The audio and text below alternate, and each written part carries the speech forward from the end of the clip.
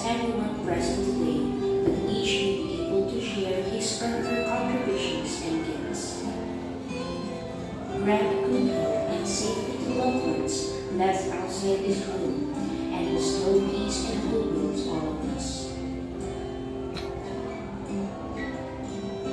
We ask for your wisdom and grace to use our talents for the betterment of others. May the various activities related to this day be a success through your intervention. With gratitude, we offer this prayer in your name. Amen. So, isang mapagpalang hapon po sa ating lahat. Sa ating kalihim, may lumiban ba ngayong araw? Ako'y nagagalak dahil kumpleto kayo sa araw. Bago ang lahat, upang magkaroon tayo ng maayos na dalay ng ating talakayan, nais ko muna magbigay sa inyo ng isang panuntunan sa araw na ito. Ang salitang ikaw. Ikaw at hindi ako. So ikaw, isa puso ang ating pag-aaralan sa araw na ito. Sa letrang K, kamay ay gamitin sa ating talakayan. At A, alalahanin na mahalaga ang respeto sa isa't isa. At ang panghuling letra, huwag hayaan ang mga kalat sa ating silid. Maliwanag di ba? Yes. Maaari na kayo. So, bago tayo dumako sa ating formal na talakayan, atin munang bigyang pansin ang isang video clip na ating inanda na makakatulong sa atin upang maragdagan ang ating informasyon at maunawaan ang ating bagong paksa sa hapon na ito. Good morning, guys. Good morning, sir. Thanks for the seats.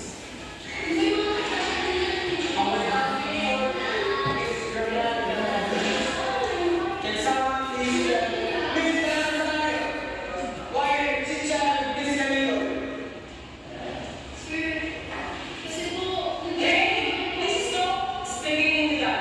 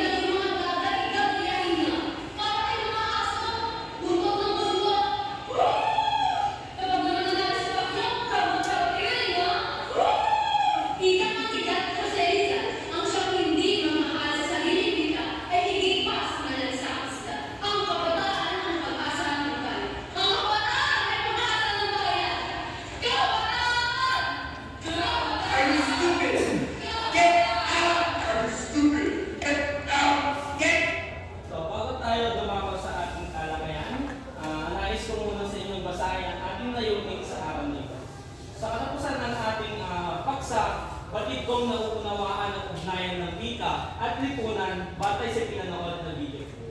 Kalawa, na ipapahayag ang sariling pag-unawa sa ugnayan ng wika at lipunan sa pamamagitan ng isang tula na lalapatan ng himig at nakakasulat ng sariling idea patungkol sa ugnayan ng wika at lipunan gamit ang isang mensahe. So, bago tayo dumako sa ating madugong pagtatalakay, sino sa inyong nais magbigay ng punto para sa ating pinanood kanina? Hayden. Base sa pinanood natin video kanina, gusto ko lang sabihin na ang wika ay mahalaga sa ating buhay. Huwag tangkilikin, hindi ko naman sinasabi na huwag tangkilikin, pero dapat unahin natin kung ano ang sa atin at kung ano ang kinalakihan natin wika katulad ng wikang Tagalog. Kung kaya sa puso at isip natin, kailangan gamitin ang sarili natin. Huwag papakain sa sistema o sa teknolohiya na gamitin ang wika ng iba. At dahil sa mga Ingles ng wika o sa wika ng ibang bansa, nakakalimutan na natin gamitin ang sarili natin. Tama. Ibig sabihin ni Hayden sa kanyang mga sinabi o input ay ang wika ay may kinalaman o ang wika ay may ugnayan sa ating lipunan o lipunang iyong kinabibilangan. So, bago tayo magsimula, ulitin ko ang ating paksa, ugnayan ng wika at lipunan. Sa tingin ninyo, ano yung pinapahiwatig ng unang larawan? Bandila at mga kamay o kamay hawak-hawak ang ating bandila. Ano ba yung bandila? Sumisimbolo sa pagkakakilanlan ng ating gusto kong ilagay. Ang pinapaniwalig ng larawan ay sumisimbolo kung sino tayo at kung ano tayo. Tama. Susunod naman, sino nais mong bahagi? Kasi nakawala lang PowerPoint ay projector. So, ang nakikita dyan ay yung mga kinagisnan o yung mga ginagawa natin sa noong nakaraang panahon. Yung mga ginagawa ng Ginoo natin, ano yung mga pinagdiriwang nila tuwing sasapit ang araw o petsa na kanilang ipagdiriwang yung pinakamahalagang okupasyon o kaya kultura. Susunod naman, bayanihan. Doon natin makikita na ang lipunan o yung mga tao mga tao ay may kinalaman o yung wika ng isang tao ay may kinalaman upang mabuklod o mabuo ang isang lipunan. So, sino ba magbabayanihan na dalawa lang? Or tatlong tao lang, di ba? Mabubuhat ba kaya nila yung bahay na lumalakad? Oo. Ang panghuli ay iba't ibang lahi o iba't ibang magkakaiba man tayo ng status katayuan or kinabibilangan ng lipunan, iisa pa rin yung nagbubuklod sa atin. Wika. Hindi lang isang wika, kundi napakaraming wika. So, ang katanungan ko sa inyo ngayon, ano ang kahalagahan ng wika at kaugnayan nito sa lipunan? Ate, anong nais mong ibigay? Walang maling sagot. Magbahagi ka lang sa amin ng kaalaman mo patungkol sa kahalagahan ng wika at ugnayan nito sa lipunan or sa lipunang ginagalawan or kinabibilangan mo. Kunwari, sa lipunang isa kang mag-aaral or isa ka sa mga kabataan, ano yung ugnayan or kahalagahan ng wika para sa'yo? Bilang isang kabataan, bilang isang mag-aaral, at paano mo ito may maugnay sa iyong lipunan? Amahan natin siyang tulungan. Ate, baka may nais kang sabihin.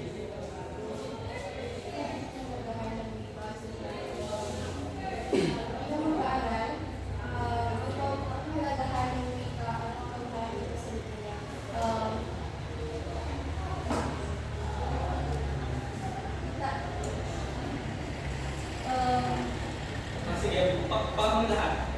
Magbigay kayo ng mga salita na nakapaloob sa wika. Isang salita lang. Mga salita na maaaring makuha or galing nagpapahulugan sa wika. Kunwari, tulay. Sa lipunan naman, magbigay kayo ng salita na alam nyo yung nakapaloob sa lipunan. Mamamayan. Lipunan, mamamayan. So ngayon, buuin mo yun.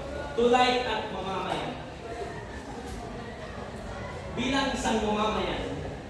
Bilang isang mamamayan, tayong mamamayan ang tulay upang magkaisa at upang magbukod ang Samahan gamit ang ating wika. Ano pa? Bilang ng mga salita na nanggagaling sa wika. Sino ba makapagbibigay? Kaluluwa. Sa lipunan naman, anong salita maaari natin mabuo para sa lipunan? Ay din, magbigay ka ng isang salita.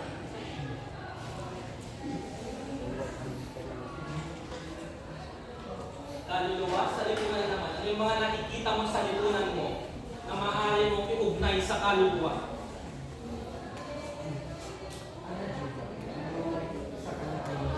Mamamayan tapos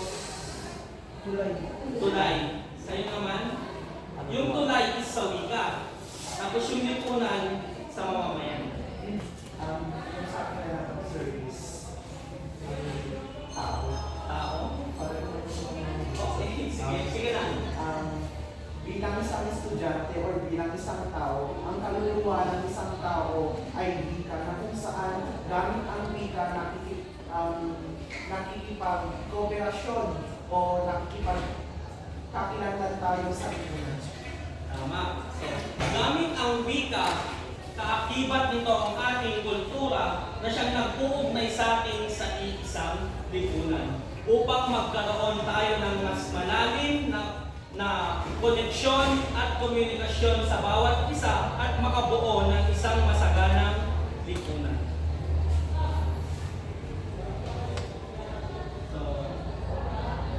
So gamit ang wika at kultura, ibinibigay daan upang lumalim ang relasyon at komunikasyon ng bawat isa sa isang lipunan. Dahil din sa wika, nagkakaroon tayo ng isang layunin at kitain anumang pangkat tayo na bibilang.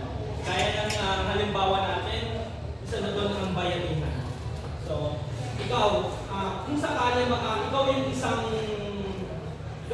yung isang presidente o ikaw yung gumawa ng proyektong yung bayanihan. Alangan naman ng mga banyaga yung tutunin mo. Paano ka makikipag-usap sa kanila? Espanyol, Chinese, edi syempre, Pilipino ang tatawagin mo or i-ahel mo para magkaroon kayo ng maayos na bayanihan. So, upang magkaroon tayo ng mas malalim pa na pag-unawa, natin munang bigyan na pagpapakahulugan ang wika at lipunan. So, sa wika, tulay upang magkaintindihan ang relasyon sosyal ay hindi itira kung wala ito. Tama nga naman. Ang ibig sabihin ng relasyon sosyal, yung pakikibaka, sasalamuha mo sa ibang tao. Tanda ito ng ating katatagan, tibay at pagkakaisa. Katatagan, tibay at pagkakaisa. At mula sa ating pinanood kanina, sabi niya, kapag nanalo si Pacquiao, sinisigaw natin ng kanyang pangalan. Saan ba nanggaling si Pacquiao? Anong lipunan ba siya kabilang? Pilipino. Isa siyang Pilipino. So, tanda ito ng ating katatagan or sagisa, tibay at pagkakaisa. Kahit naman manalo, matalo siya, Pilipinas pa rin ang pinaglalaban niya.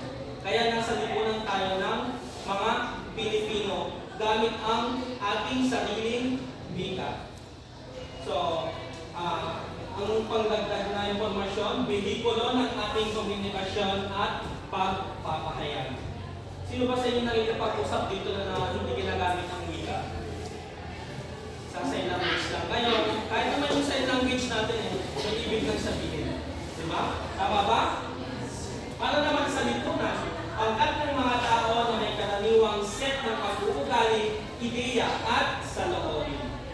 So nahati ang lipunan ayon sa antas ng pamumuhay, lahi, sa koleksyon, kasarian, edad, hanap buhay at interes. So ang wika ay isang heterogeneous, salitang heteros, ang ibig sabihin ay magkaiba at genus ay uri o magkalagi. So, ang wika daw ay heterogeneous ay socio-linguistikong teorya sapagkat magkakaiba ang individual at pangkat kami magkakaibang ginagalawan, interes, gawain, kaalaman at iba pa. Halimbawa natin kanina, yung pinanood natin na sinabi niyang ano yung binabanggit na mga salita ng mga ibang bansa. So dito pumapasok yung pagkakaiba ng individual. So, pang-uri na salita na ibig sabihin, yung interes yung kakaiba, ang genus naman ay uri o magkalagi. So, para mas maunawaan natin, ano yung nakikita nyo sa mga larawan natin? Ang unang larawan natin kasi si President Duterte noong nakaraan na nagkikipag-usap sa kanyang mga kabinete o opisyales. Susunod naman ang mga tatlong tao diyan na nagsasalita na nakaformal, ibig sabihin may kanya-kanyang profesyon. At ang itatlo ay matanda, bata, or di natin alam kung paano siya makipag-usap o paano siya magbigay ng kung ano yung nais niya sabihin sa mga bata sa ilang mga tao. Ibig sabihin niya na ang mga tao ay may iba't ibang pamamaraan o idyolektong pagsasalita, gawing pamamaraan at paggamit ng wika. Ano man ang iyong kasalian, antas ng buhay, o antas ng pamumuhay, edad, katayuan sa buhay, iyon ay nagbibigay sa atin or tungo ito or nagkakaroon tayo ng tinatawag natin ng variety ng wika. Ano para sa tingin niyo, paano ba makipag-usap si President Duterte sa mga kabinete niya? Charot, ganun ba yung sinasabi niya? Ano ba? Formal. So, sa profesyon nila, kunwari, profesyon nila ay isang abogado. Ano yung mga termino na gagamitin nila para magkaintindihan sila? Alangan naman na gamitin nila yung usapan o yung mga termino ng isang doktor, o isang guro, o isang bombero. Tama ba? Tapos susunod naman, dito natin makikita yung mga kahit ang termino formal man hindi, ang at-edad, nasa bale, tinitingnan natin dito yung level or yung kasalian at edad mo. Kunwari, ako isang guro, isa ka lang tambay. Paano mo may ipag-usap sa'yo? Yung gawin ko o yung paraan ko ay bilang isang guro. Pero ikaw, bilang isang tambay. Naiintindihan ba ninyo?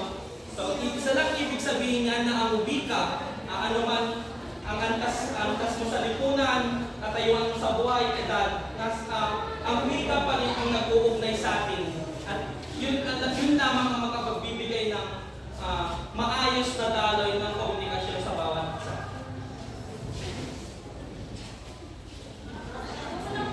So, at isang halimbawa ng heterogeneous, yung sinabi nga magkakaibang pangkat, which is yung LGBTQ. Tama ba? Kasi sila yung mga tao na nagkakaintindihan lamang sa kanilang pangkat. Maaaring may maintindihan tayo, ngunit hindi ganon kalawak yung kaalaman natin sa kanilang mga salita. Susunod ay, yung sinabi ko kanina, mga profesyon. Kunwari, profesyon mo, isang pulis. O alangan naman na sabihin mo na atak, isa ka lang naman kabataan na naglalaro ng ML sa kalye. Alangan sabihin ng pulis sa isang raid nila ng attack, hindi naman ba? Proceed or yung profesyon, yung salita ng kanilang profesyon. Yun nga, ang panghuli ay kabataan. Siyempre, ikaw, bilang isang kabataan, kahit anong salita, na naiintindihan mo na kung kapwa mo din kabataan ang iyong kinakausap. Lalo na sa mga kalye. Chef puno, ano pa ba? Mga sinasabi nila. Arat, gano'n. So, dumako na tayo sa ating pangkatang gawain na pinamagatang tunawin. So, di ba unang pangkat at kalawang pangkat. So, ang ating paluto, sumulat ng isang tuna na nagpapakita ng ugnayan ng wika at lipunan na may 4 na saklong, pagkatapos ay lapatan ninyo na tinig na may sarili ninyong version. Maliwanag ba? Magsimula na kayo.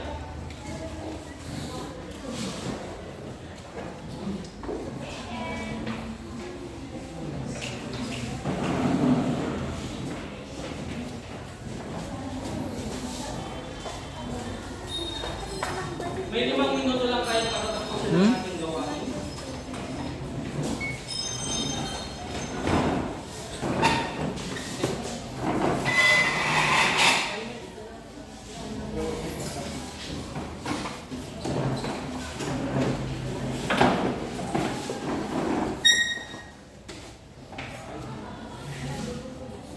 Tula na may 4 na saklong at labatan natin ito ng himig.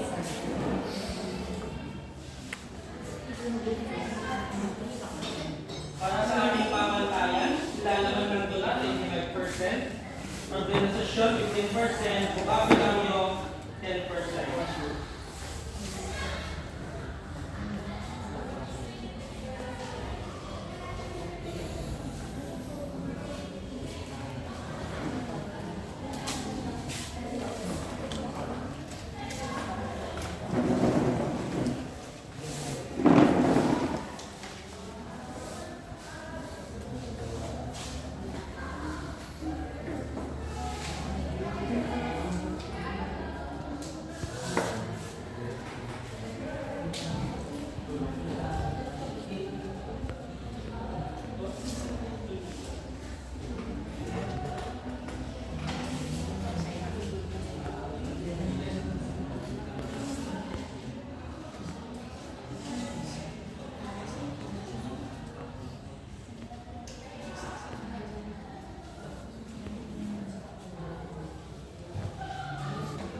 Para sa unang pangkat,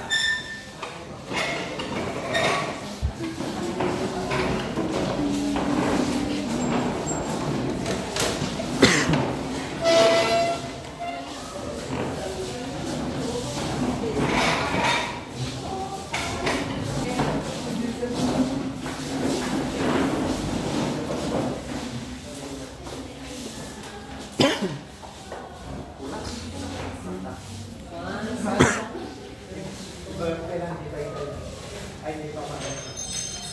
Ang tulang ito ay pinamagatang sa limbayan ng diwa, ang puso at halaga ng wika, ugnayan sa buong. 1, 2, 3, go. Sa bansang puno ng teknolohiya, tila nakakalimutan na gamitin ang sariling wika. Maraming tao ay mas pinapatinig ang wika ng ibang bansa. Ang tulang ito ay para ipakita ang halaga ng ating wika.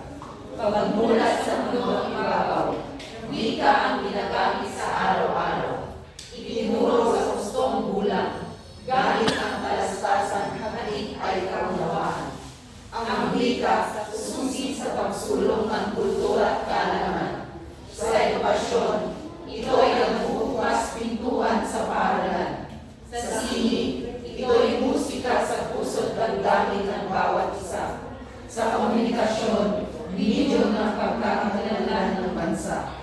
Minamahal nating bayan, wika'y kayamanan. Sa puso't isipan, taglay ang pag-ihan.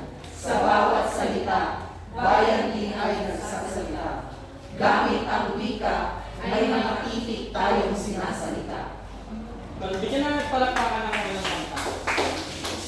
Maraming salamat. Para naman sa ikalawang pangkat.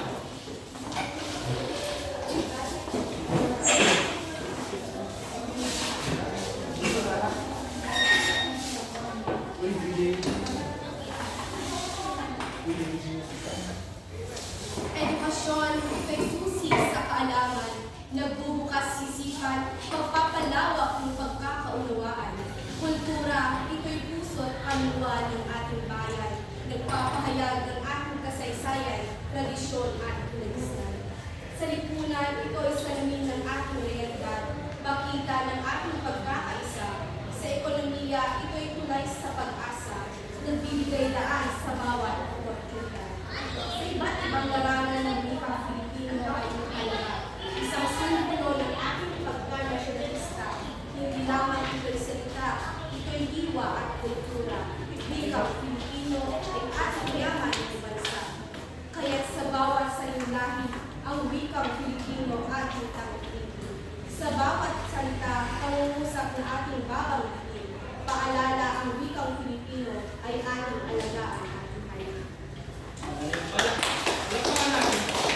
Mula sa mga darawan at ang ating pagpapaliwanag, lagi nating tandaan, ang wika ang pinakamahalagang susi sa maayos na ugnayan ng mga tao sa isang lipunan. Gayunpaman, kahit ano pa ang ating pagkakaiba sa paggamit, gawi o estruktura, iisang wika pa rin ang magbubuklod sa ating lahat. Bigyan ulit ng palakpakan ng ating mga sarili. So, para naman sa ating pagsusulit, ipalagay natin, or maging mag-imahinasyon, ipalagay natin na ang klase ay magkakasama sa isang group chat o may isa tayong conversation sa messenger. So, gamit ang isang chat box, susulat ninyo ang sariling ideya at pagkakaintindi sa ugnayan ng wika at lipunan, na kung saan may imahinasyon na nag-uusap ang bawat isa patungkol sa paksa na may normal na pag-uusap. Naiintindihan ba?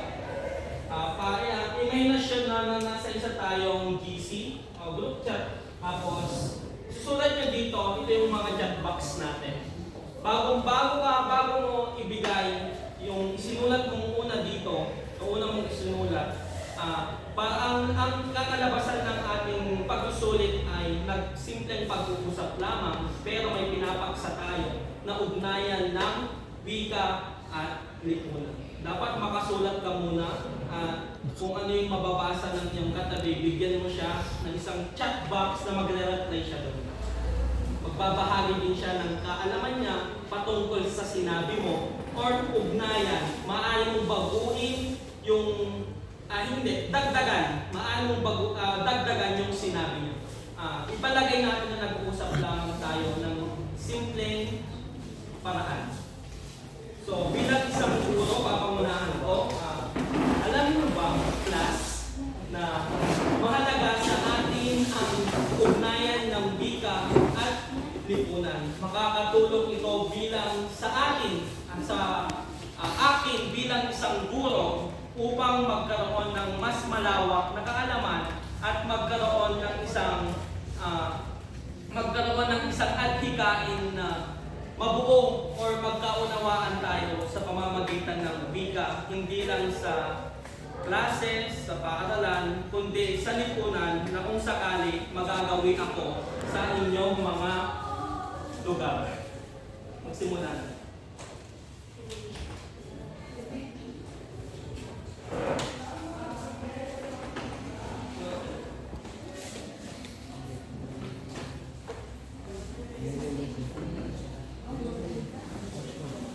Maaari yung kausapin yung iyong katabi or kumuha kayo ng partner para mag-usap kayo. Depende yung sistema ninyo. Basta ang kalalabasan niya na ang gusto kong makita ay nag-uusap tayo sa isang group chat. Yun yung pagsusulit ninyo para sa